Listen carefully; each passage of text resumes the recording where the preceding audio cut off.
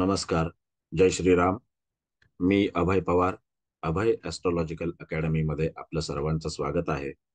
आपल्या भारतीय संस्कृतीमध्ये सोन्याचे दागिने म्हणजे सुवर्णालंकार धारण करणं ही परंपरा आहे आणि स्त्री पुरुष दोघांनाही याचं प्रचंड आकर्षण आहे.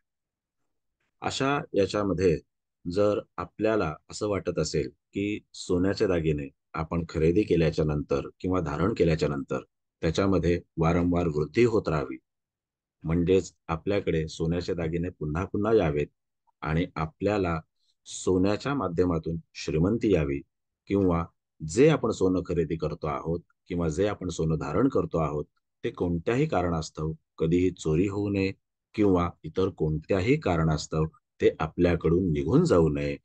अशा वेळेला तिथे आपल्याला मुहूर्तशास्त्रामध्ये काही नियम सांगितलेले आहेत. त्यातलाच एक नियम आज आपल्याला पाहायचा आहे.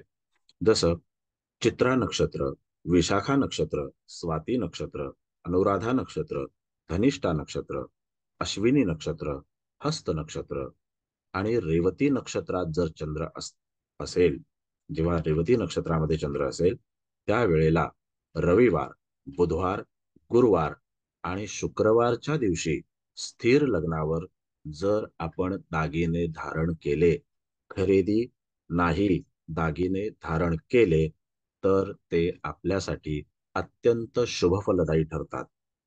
धन्यवाद. जय श्रीराम.